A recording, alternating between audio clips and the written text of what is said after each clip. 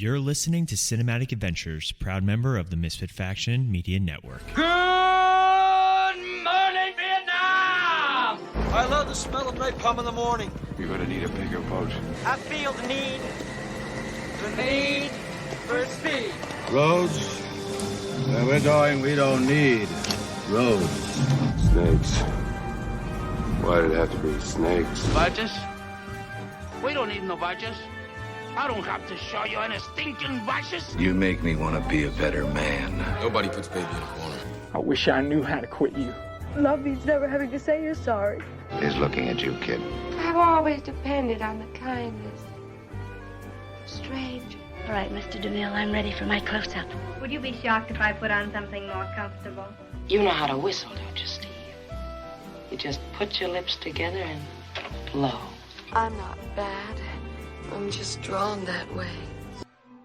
Hello, everyone, and welcome back to Cinematic Adventures. If you're listening to us on the go, you can find us on Podbean, Apple Podcasts, Stitch, Spotify, iHeartRadio, and basically anywhere you listen to podcasts. As always, I'm one of your hosts, Paul, and with me in the studio is definitely not Sean. Oh, hey, Sean.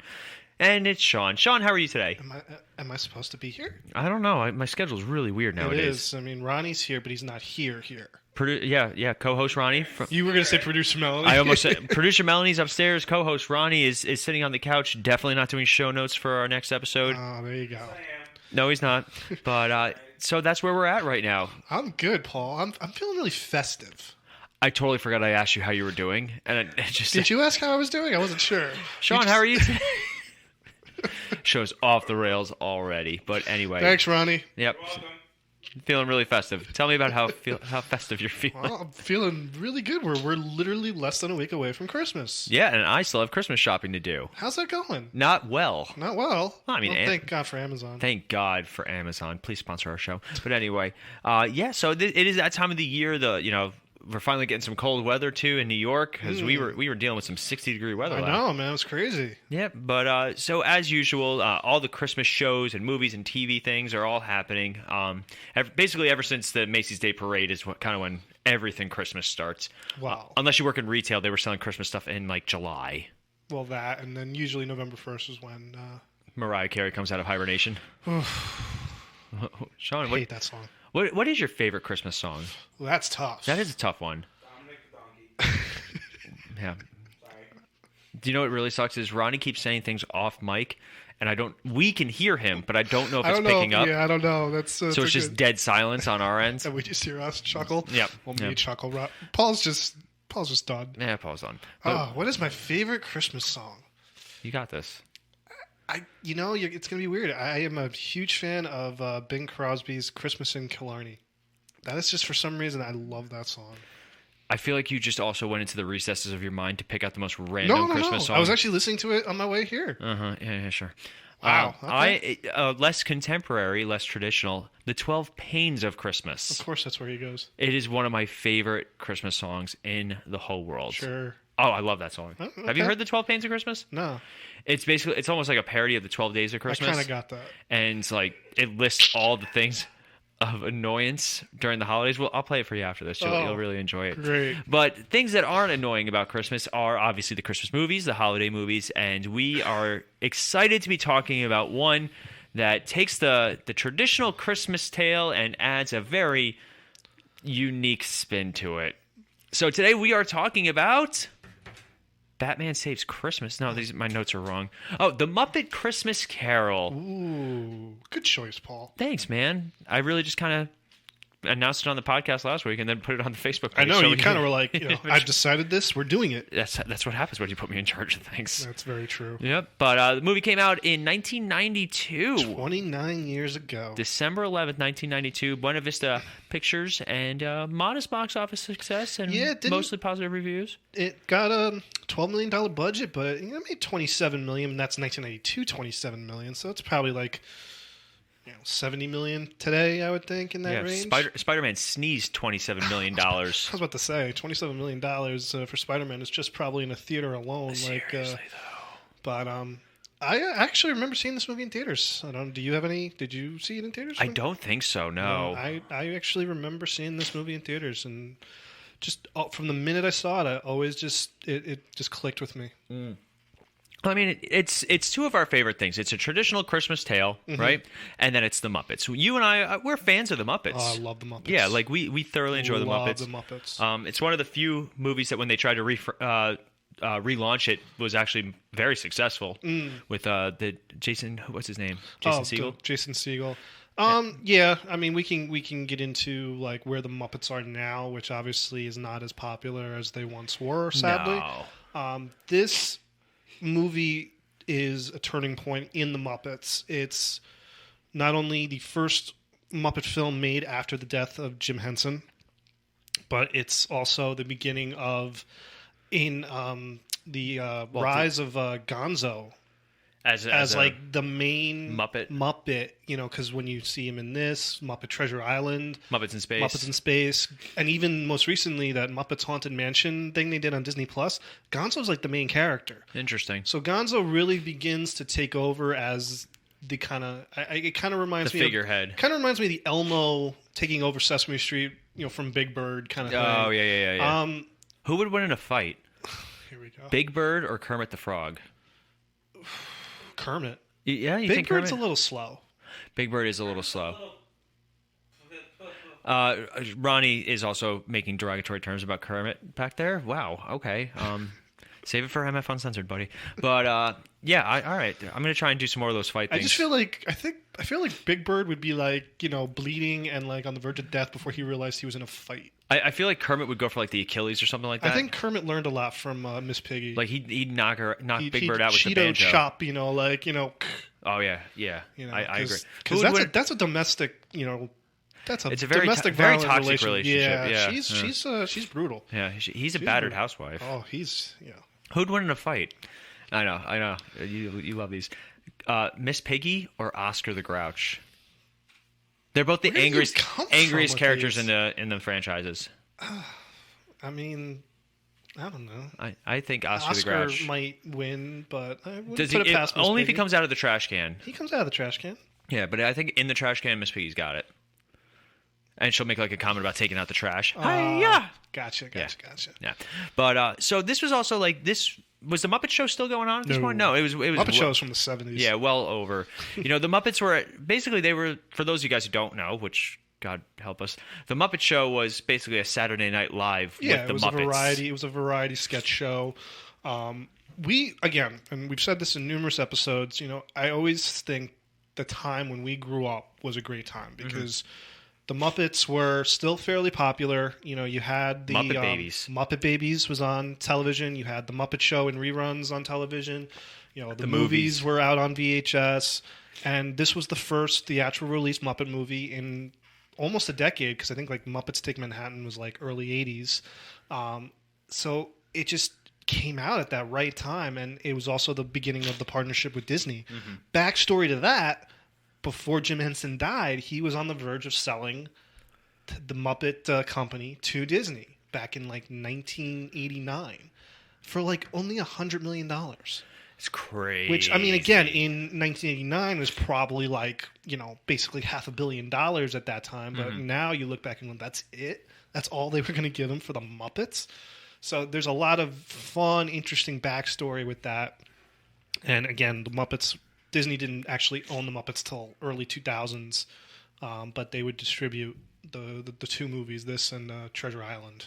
I liked Muppet Treasure Island. I did too. It's grown on me. Not bad for an amphibian. I didn't like it when I first saw it, but going back, well, it's weird because like the Treasure Island story is another one, old story. It's been around. You know, everybody knows Long John Silver and all that stuff.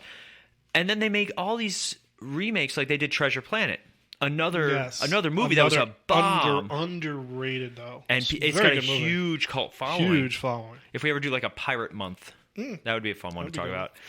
But like also like pirate movies in general, just kind of pirate movies are like poison. Yeah. It's very rare when you can find a good pirate movie. There actually is a movie called The Pirate Movie. Yes, that producer Melanie loves, and she showed it to me. It's like a parody of the traditional swashbucklers, and it is hilarious. If we ever did it on the show, she would host, and she would probably kick us off. Oh, probably.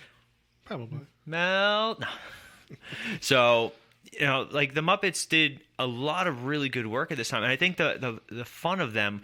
Don't get me wrong, like I enjoyed like the Muppets movie and Muppets Take Manhattan and Muppets in Space was like when I was a kid. See, I didn't care for Muppets in Space. When I was a kid, now I can't watch. I mean, as a kid I liked it, but now it's very hard to watch. It's it just was really not the as good. Gonzo movie. But I think the Muppets are just as much, if not more, fun when you put them into these these other situations. Well, you mean like the stories, like yeah, these? like well-known stories. Well, that's why I liked, and I think I was kind of annoyed when they went back to just Muppets in Space. I was like, you guys had a good thing going here with Christmas Carol and with Treasure Island. You should have stuck with this, putting the Muppets into a either a classic story or put something on it. I kind of understand why they did it, because I mean, when you look at the Muppet movie, just a classic original idea, great Muppet Caper, and even the Muppets Take Manhattan, but I was kind of surprised they went away from it so quickly and went back to just doing Muppets in Space, which again, as a kid, it's funny, has some funny moments to it, but overall it's very lackluster of a movie. Yeah. And then you get to the the new ones that Disney did. They meant well, but it just didn't. In my opinion, they just didn't work. Well, I like the Muppets.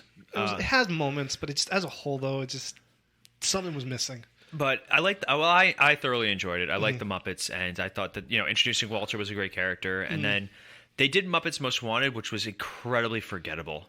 Yeah, it was fun. Like there are plenty of things that I still quote it every once in a while. Like I like when he's talking to who's the main bad guy in that, the comedian Ricky Gervais. Yeah, they're doing like their bit about how it's like he's in charge and Ricky Gervais isn't, and he's like, it's my name. Then spacebar, your name. And I just, for some reason, that always made me laugh, and I always chuckled. And of course, like the mole and removing. Yeah. And it's also a famous meme now, the Dark Kermit meme. Yes. Yeah, that's always a good one. But I think we're going to take a quick break, and when we come back, we are going to dive deep into Muppet. You made it weird now. Into a Muppets Christmas Carol. You like to dive deep. But first, a quick break. Hey guys, today's episode is brought to you by Rayz Energy Drinks. Rayz is a proud member of Rep Sports, and if you guys are looking for a little extra kick during your day, whether you need to tackle a workout or you need to get over that afternoon slump, you can always check out Rayz Energy, and if you get to checkout and you enter the code CINEMATIC, not only will you be getting a 15% discount, but you'll also be supporting the network. So that's Rayz Energy with Rep Sports. Code is CINEMATIC, CINEMATIC. All right, we are back and we are ready to go. Mostly ready to go. Mostly. So, as we've mentioned more than once, the main appeal of this movie is the fact that it's Muppets playing characters, and there's nothing funnier than watching humans interact with Muppets, because any actor who has worked on a Muppets project or worked with Sesame Street or Fraggle Rock or anything like that, Fraggle Rock, deep cut. Forgot about Fraggle Rock. Who'd win in a fight? The Muppets or the Fraggles? Oh, Muppets. You think the Muppets would win? Ronnie in the background. Ronnie disagrees with me. I'm also just trying to get him to come over here and get on a microphone. That almost made me. So yeah, I don't know. I think the Fraggles, they live underground. But I think they're more dangerous. I don't know. I don't sense much danger from them though. I don't know. We'll discuss this thoroughly afterwards. Oh, I'm sure. Can't wait. Who'd win in a fight? I don't know. I didn't think of one. I'll come back to it. That's going to be my new bit. Every episode, if there's going to be at least one who would win in a fight. But so let's go through the cast really quick on this one. Let's do that. All right, Sean, let's you got that? Take a deep dive into the cast. Let's take a deep dive into you not making fun of me. Well, the main star of this movie is Sir Michael Caine. This is the first movie I ever saw him in. He plays Ebenezer Scrooge. All right, full disclosure. Full disclosure? The first movie, and this is not something I'm proud of, the first movie I ever saw Michael Caine in, or at least that I remember seeing Austin Michael. Powers? No. Oh.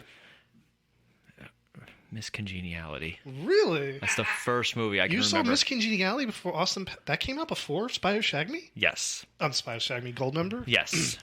Really? Yes, and I'm not proud of it. Why are you not proud of it? It's Miss Congeniality. It's a funny movie. It is a funny movie, I'll give you that. But if you had told me Miss Congeniality 2, I would have looked at you weirdly. I don't think he's in that one. I think he is, but I can't remember. I never saw it. Me neither. I saw the first one. Obviously, you just told us you did. So, Muppets. All right. So yes, Michael Caine or Sir Michael Caine as Ebenezer Scrooge. Yes. And the fun fact of this is when he was offered the role, he went to the director, Brian Henson, the son of Jim Henson, and said, I will not wink at the camera and play with the Muppets. I'm going to act as if this is the Royal Shakespeare Company. And Brian Henson was like, that's what I want you to do. Yeah, and like I was saying before, a lot of times actors, they work with the Muppets or whoever, and they're like, we forget that there's actually like a puppeteer, like it's just so well done, and so and that's one of the best things about the Muppets. Like, at no point in your childhood did you ever think, well, that's not real. Like as a kid, and now as an adult, to hear, you talk about like when we did our Who Framed Roger Rabbit episode, where you have Bob Hoskins and he's trying to act with something that's not there, and to have like the Muppets, who are always going to be puppets, they'll never do CGI Muppets. They've done like CGI effects every once in a while. Yeah, you'll do effects, but they'll never. Does it creep you out when you see the Muppets' feet? No. It always just kind of unnerves me when I see the full. Because, well, like, for example, in the original Muppet movie was the first time you saw, I believe, Kermit and all the Muppets, like, you saw their whole, body, basically. The scene of Kermit riding the bicycle is like, nobody could believe that was done. Yeah. It's like, how'd you do that? So that don't bother me. Sometimes it's really... It depends on what they're doing at the time, because, that could be a CGI-ish or, a special effect put in, and it's not like the full Muppet, but... Yeah, that doesn't bother you. Doesn't bother me. All right, let's keep going then. So we're gonna just do the humans. There's only like 4 human cast members. Everyone else is a Muppet. Stephen McIntosh playing his Scrooge's nephew Fred. I didn't know this, but this is the actor who played from Underworld Evolution, the vampire that was banned and she went to Tanis. Yeah, he comes back in the third one in the the Rise of the Lycans, but that's another series that at some point we got to tackle. Oh yeah, we'll do the whole series. The funny thing is, I'm like, this guy looks familiar, and I'm like, where have I seen this guy before? Vampire Orgies. I was like, there you it go. is. Jeez. For context, that's because there's a scene where there's a vampire orgy in those movies. Well, I would hope so, because you were just like, vampire orgy. Just random. It's like we're doing a kids movie, vampire orgy. That's fine. Okay. Meredith Braun plays Belle, Scrooge's love interest from the past. And Robin Weaver as Clara, Fred's wife. That is it for the main human actors. Human actors. And then we get into the Muppet performers. Now, for anyone out there who are maybe fans of the Muppets, big-time fans, you may recognize a lot of these names. So you have... All right, hold on. Before we do this, just in general, who is your favorite Muppet? Kermit's your favorite? Kermit's my favorite, followed by the Swedish Chef. I like the Swedish Chef. I like Fonzie because... Fozzie. Him too, excuse me. Sorry. That was a misspeak. I like Fonzie too. But I like Fozzie Bear just because he's always making jokes that nobody laughs at, so I relate so big. But actually, my favorites are Stanton and Waldorf. Oh, those are great. Yeah, and I think it's genius that they made the Marleys. See, that we'll get into, how you adapt the characters into the Christmas Carol characters, because it's really, they did a great job with that. Like, all the characters that they chose to play certain characters, it worked. This is also, and we'll talk about it, but this is also the most subdued Miss Piggy performance. Oh, absolutely, absolutely. So I guess you could say the lead performer, and as we said earlier in the show, this was the first production done after the death of both Jim Henson and Richard Hunt. Richard Hunt was another puppeteer. Most famously, he was the voice of Scooter. So you can gather Scooter's voice. I like how in the Muppets movie they actually gave Scooter some time to shine. Like they put him in charge of the show towards the end. Oh, in the new one. Yeah, in the new one. Yeah, because really Scooter has nothing to... I don't think Scooter even appears in Christmas Carol, and then I don't think he appears in Treasure Island either. Wasn't he in Muppet Babies? Yes, and Skeeter. Yeah, Scooter and Skeeter. Because Skeeter wasn't a character, an actual Muppet character. They created her for the cartoon. Yeah. I always found that interesting because I remember watching Muppet Babies. I'm like, I don't ever remember seeing Skeeter as a Muppet. No. So we have David Gels, and he portrays the Great Gonzo, Waldorf, Dr. Bunsen Honeydew. He's one of my other favorites. One of the Cratchit children, one of the pigs. Yeah, Bettina. So Bettina.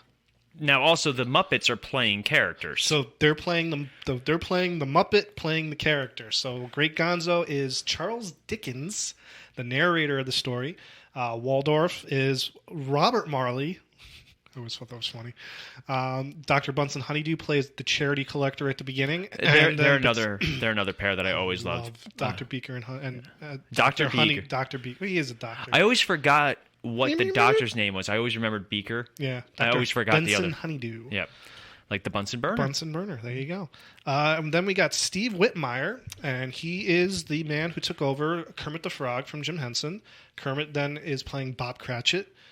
He's Rizzo the Rat. Now, Rizzo the Rat, they really pushed to be a star of the Muppets with Gonzo. With Gonzo, because they were kind of like a good little comedy team there. Yeah.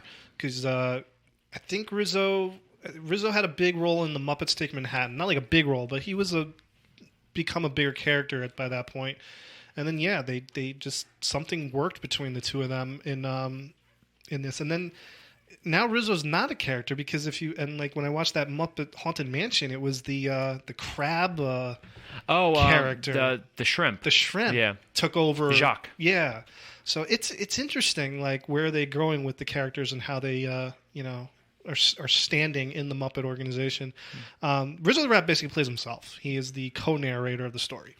Then he does Beaker, who's the other charity collector. Bean Bunny, who's as a character, which I always found the backstory of Bean Bunny very interesting. I think it was created in the 80s, and it was supposed to be just this cute bunny, and just it was too cute that like every performer hated the character so much. They always found mean things to do to Bean Bunny, so that's why in this one, the scene where Scrooge throws the reef at him, they thought that was fun. They thought that was great. I can't even find Bean Bunny on the Wikipedia page. It's under Steve Whitmire, the actor. No, I found that, but I wanted to look up the actual character. He doesn't even have a page. Hold on, yeah, I was never. No, it's just it goes right to list of Muppets. So, and he's not. I can't even find him. That's weird. I'm telling you, he's just like I don't think he ever appeared in another thing after this. And Steve Whitmire also does the other Cratchit daughter, Belinda Cratchit. And then we have the man, the myth, the legend, and that is Frank Oz. So he is obviously the voice of Miss Piggy, who in turn plays Emily Cratchit, Fozzie Bear. And this was the best. I mean, when you have a character called Fezziwig and then a character called Fozzie Bear, I mean, what more do you need? Seriously. So he plays Fozziewig. I mean, just right there, you're successful at what you're doing. Sam the Eagle, who's another character I really like. And Sam the Eagle was fantastic in Muppets Most Wanted, trying to catch. He's like one of the detectives, and right? he works with Ty Burrell, and they have such a great back. They do a musical number. I forget the name of it off the top of my head. When they're Interrogation. That was good. That was a good one. I always loved in the Muppet Vision 3D show at Disney World. They're doing this show, and Sam Eagle's got like this, big tribute to America planned for the end of the show, and so Kermit's like, Sam, how's it going? It's going to be a good 5-hour, tribute to America. You got 28 seconds. Oh my God. And he just freaks out. It was just so much fun. It's Pepe, the king prawn. Pepe. Not Jacques. Thank you. Why did I think Jacques? Oh, that's fair. Finding Nemo. That's the shrimp in it. Gotcha. So Sam the Eagle plays the schoolmaster in the flashback scenes. And he's also the voice of Animal, who is basically just a drummer at the Fozziewig party. I love the Geico commercials with Animal. Yes. They have an animal in the attic. He was one of the best things in the new Muppet movie, too. No drums. Oh, yeah. Him and Jack Black. Yeah. What do you think's more illegal? Destroying the Muppets or kidnapping Jack Black? Kidnapping Jack Black!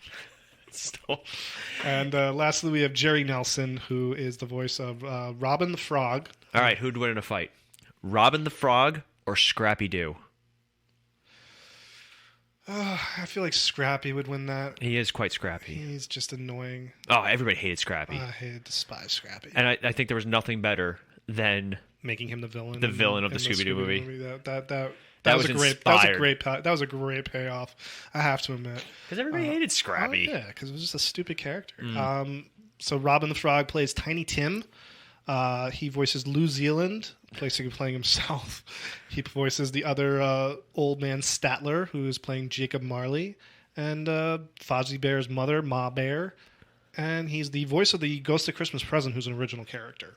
So that is the basic main biggest Muppeteers. ones. Yeah, Those are the famous names. If you are a true fan, or you look into the history of the Muppet performers, those four men are like the four besides Jim Henson that were big.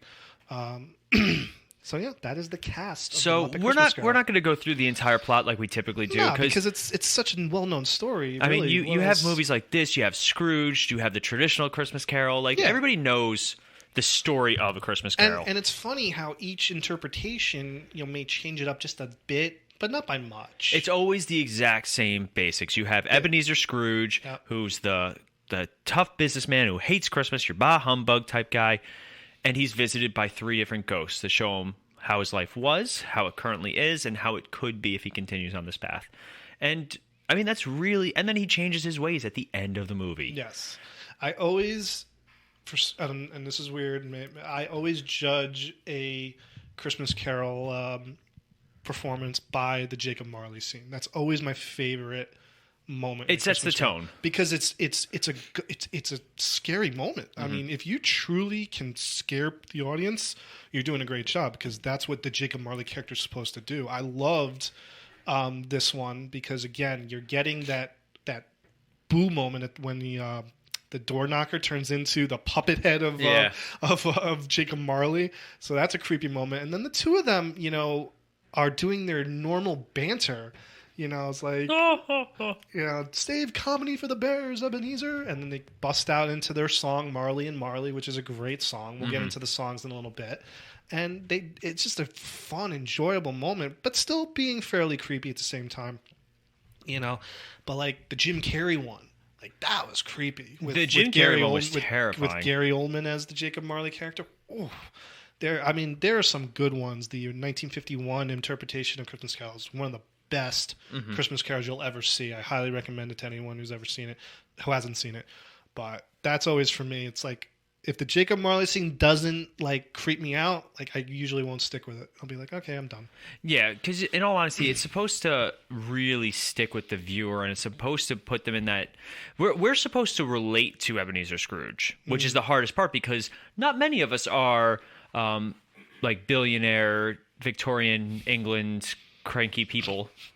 I couldn't think of a fun phrase, but Victorian cranky. Yep, all those things. But the thing is, like, you're not supposed to relate to him, but then you're supposed to feel for him, and that makes it even harder. Like, especially nowadays, like, oh man, that poor billionaire making everybody miserable. And again, that's where each interpretation is different, because some productions really don't go big into the past. They'll like just reference, oh, he was just really lonely as a kid, or his other kids weren't friends with him at Christmas time, and that's why he hated Christmas.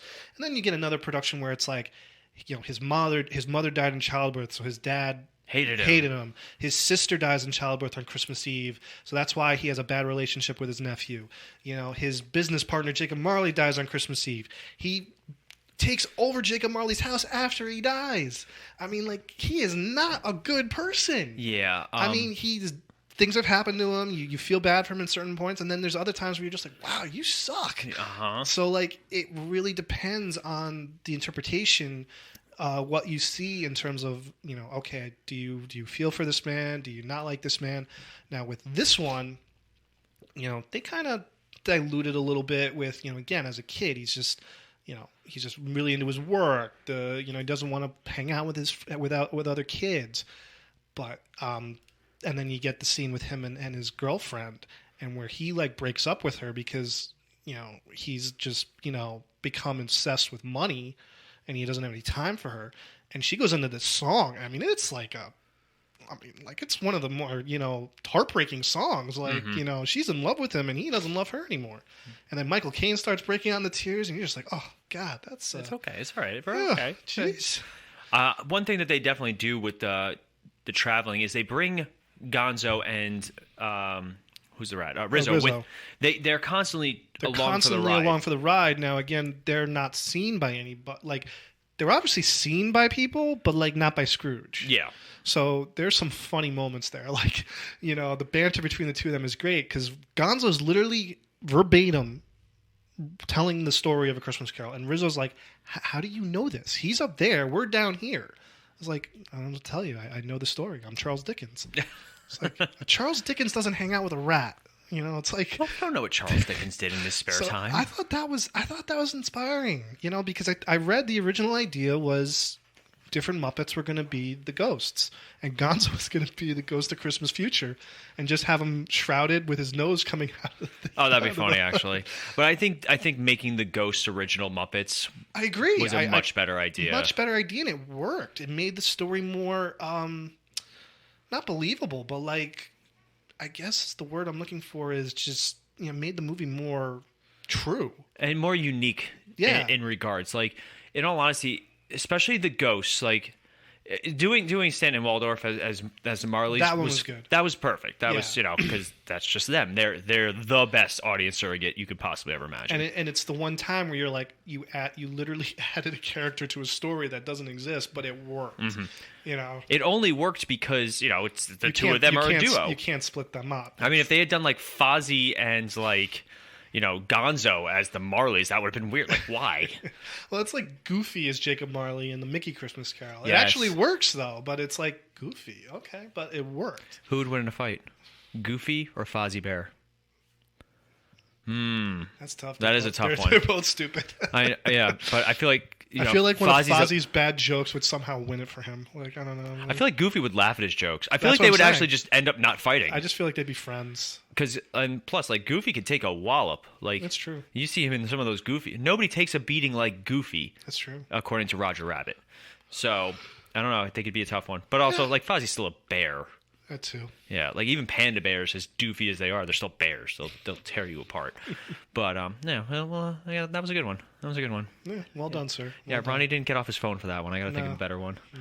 But yeah, so I think that having the ghosts as original Muppets, back to what we were saying, was the smarter idea, because then also it creates more of a sense of dread, because if it's Gonzo as the Ghost of Christmas Past, it's funny, but it's it kind of takes and away. It feels safe. Yeah, but it also takes away from the moment. Like, I think going back to what Michael Caine said is, I'm not gonna act as if the Muppets are there. I'm gonna do this as if this is a true, performance of A Christmas Carol. I feel like by having the ghosts as original Muppets that are not, funny characters. I mean, the Christmas Past is literally a floating little girl ghost. Oh, it's so creepy. Which is creepy. The Christmas Present is just a festive, big, Santa Claus looking, puppet.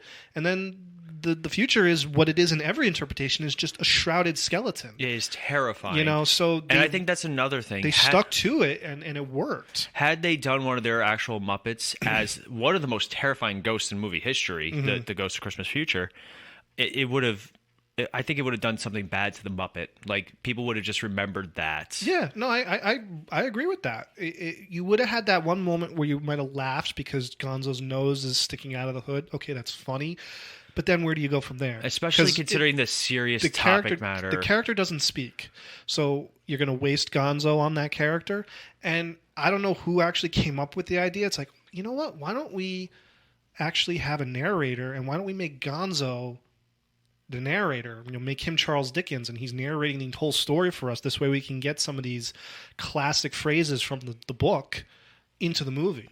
And it really, I think, separates this interpretation from a lot of interpretations of this story. It really gives it a fresh look to me. I agree. And then you get, okay, where do we go from here? What other characters do we adapt into the story? And I mean, the obvious choice for Bob Cratchit is Kermit the Frog. I mean, you can't think of anyone else. That's like Mickey Mouse as Bob Cratchit. It works.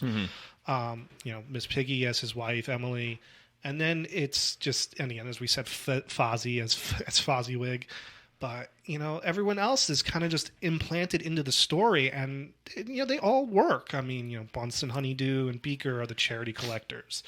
Sam the Eagle's the schoolmaster and stuff like that, and so on and so on. And they really do a good job with that, I thought. I agree.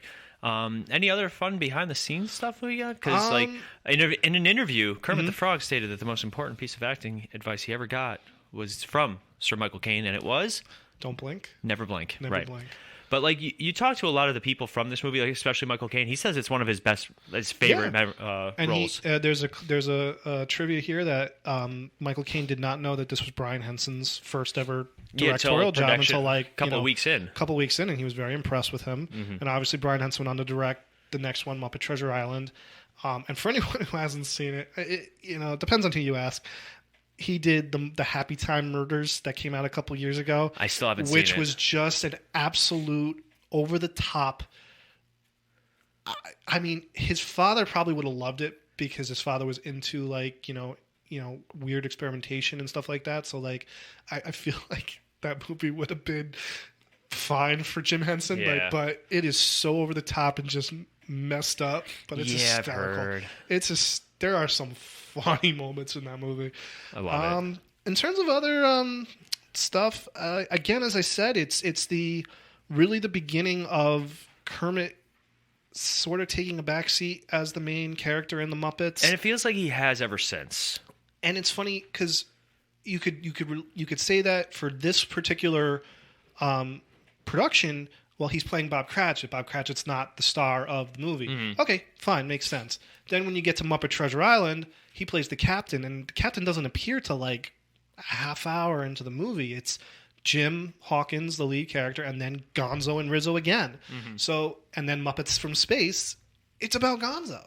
So it really wasn't until the Jason Segel Muppets. And even that, Kermit's more of like... It's Walter is the main character, and Jason Segel's the main character. Kermit's kind of like that... They still never go into the logistics of that, but anyway. Whatever.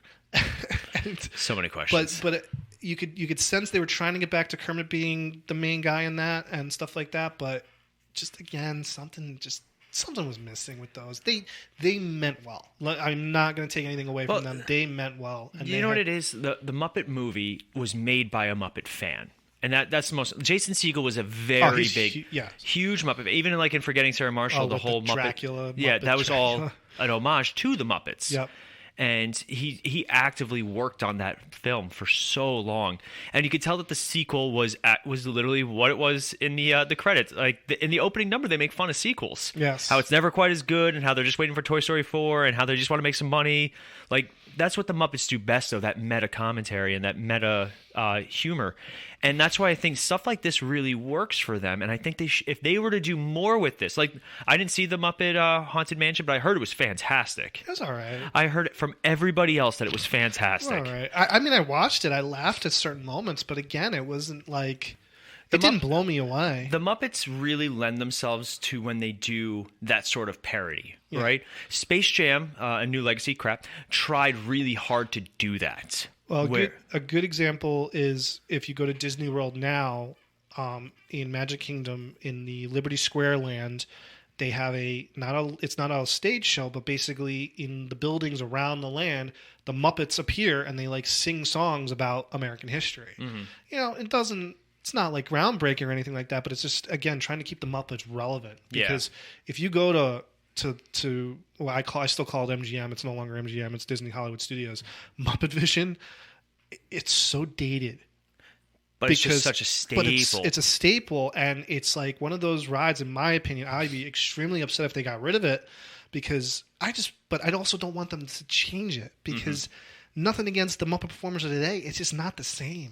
No, they tried to do the Muppets TV show, which I never watched. I think I watched the first few episodes, and it was funny, but you tried to make it like Modern Family. You tried to make it like The Office, where it's mockumentary style. Yes. And again, maybe if Jim Henson were alive and some of the original people were involved in that, it might have worked more. You know what would have really worked for a modern interpretation of the Muppets? What? If they had done it like WandaVision, where every episode is a different television genre. Yeah. I think that would have been fantastic. Well, do you remember Muppets Tonight? Vaguely. That was basically a rehash of the Muppet Show. I liked that because it was staying true to what they were. Yeah. And it was just basically a new version of the Muppet Show. I remember that, and I enjoyed that very much. Well, that's why I liked in the Muppets movie when they're getting all these celebrity cameos. And I think Selena Gomez is the one. She's like, yeah, my agent just told me to show up. And then was it the little kid from, well, he's not a little kid anymore, but at the time, the Modern kid Family. from Modern Family goes, aren't you a Ninja Turtle? Yes, I am. I still think the best one is when they show all the people answering the phones, and Neil Patrick Harris is one, and he goes, I don't know why I'm not hosting this. It's still that movie had some really good, but that movie actually bridged the adult stuff with the kid stuff, and the TV show was more geared towards adults who watched the Muppets as kids. True. I hate to say it, but the Muppets are for kids. Well, no. To a degree. No, I don't. You don't agree with that? I don't agree with that. If you watch the Muppet Show, like if you go back and watch that, I mean, it's not geared directly to children. It's geared for adults. I mean, Jim Henson, as much as he was proud of Sesame Street, he didn't want to be tied down to just being a children's show, performer. He actually had a pilot for the Muppet Show. I don't know if it was going to be exactly what the Muppet Show was, but you know what he called it? Sex and Violence. Yes. Because he didn't want to be like, oh, this is just the guy who did Sesame Street. Oh, it's going to be all for kids. He's like, no, this is going to be, yes, kids can watch it, but not everything is going to be directly aimed for kids. So I don't agree that the Muppets are strictly for kids. I think they work both. It's just, the humor's got to work in a way. Like it does something about it. I think the Muppet, the Jason Segel movie, I think aimed a little more towards kids, and it didn't have that adult humor as much. But then the show went like way towards the adult humor, and it just, again, it's tough because to me, Jim Henson was the key. You had your little success with this and Treasure Island, but then it just kind of started to go downhill. Yeah. But fun fact, this movie did modestly well at the box office, but it suffered due to competition from Home Alone 2, Lost in New York. I love that movie, though. Home Alone 2? Yeah. It's fine. I like it, too. Yeah. The bricks. I'll always laugh at the bricks that they edit out of television. Harry. But Star City rating for A Muppet's Christmas Carol. I give it a 4. I will give it a 4 as well. It is 4. Just pure nostalgia berries on that one. But, and the music. Oh, the music is fantastic. I mean, the opening song, Scrooge, is just that perfect Muppet song for this movie. And obviously Marley and Marley. And then, of course, the song that was cut out of the theatrical release, the song that Belle sings. I don't think it's in any... I think it's an extra on like Disney Plus. It's not been added back into the show, to the movie. But that's a fantastic song. So just everything about this movie just works to me. It really hit lightning in a bottle. So that wraps us up on the actual movie, but we did have a fun Fan Feedback Friday. We did. So the Fan Feedback Friday was, since we are doing the Muppets Christmas Carol this week, what other movies should get a Muppet retelling? And oh my God, everybody wants to see the Muppets having sex and doing drugs. Not gonna lie. So we had The Wolf of Wall Street, Black Swan, A Clockwork Muppet, Avengers Endgame, 50 Shades of Muppet, Abbott and Costello Meet the Muppets, The Hangover. Those were the top ones. The Hangover would be funny. The Hangover would be really fun. Who would be the one on the roof? I feel like Kermit would be the one for some reason. I feel like he would be, because he's marrying Miss Piggy. And then Gonzo, Fozzie, and... I'm trying to... Gonzo's Alan. Which one's Alan? Oh, yeah, that works. Yeah, Fozzie Stu. Who would be Bradley Cooper? Who's Bradley Cooper? Imagine if it was Sam the Eagle. That would be funny. That would actually be really funny. That would be funny. But I can't think of a really good Muppet. I feel like they put Walter in there, which would nowadays they might, yeah. Which would annoy me. Yeah, yeah, to a point. I'm trying to think. Scooter, maybe. I could see Scooter as one. Scooter would be it. Yeah, Scooter would be. See, I think Scooter would be more a. Actually, you know who would be Alan? I'm really sorry. Animal. Nah. I could see it. Beaker. Yeah, that's funny. That'd actually be really funny. But that's going to wrap us up for today. If you guys want to participate in our Fan Feedback Friday, you can find us on Facebook at Cinematic Adventures. You can also find links to our other brand new show, MF Uncensored, and the Multiverse Fancast on our website, themisfitfaction.com. If you guys are looking for more content, you can also find our Instagram, The Misfit Faction, our YouTube, The Misfit Faction Media Network, and you can find us on Twitter at Misfit Faction. Don't forget, guys, if you guys are listening to us anywhere on the go, make sure you leave reviews and comments and share with your friends. Spotify just added a brand new review feature. So if you guys can throw us some stars on that one, it makes a really big difference to how many people see the show. And we thank you guys every time you do that. So it really means a lot to us. Absolutely. And obviously by our next episode, Christmas will have come. So everybody out there, have a safe and Merry Christmas. And don't be visited by the ghosts of Christmas past, present, or future. Or Jacob Marley. Or Marley and Marley. Yeah. But that's going to wrap us up. As always, I'm Paul. And I'm Sean. And we'll see you guys next time. Waka waka.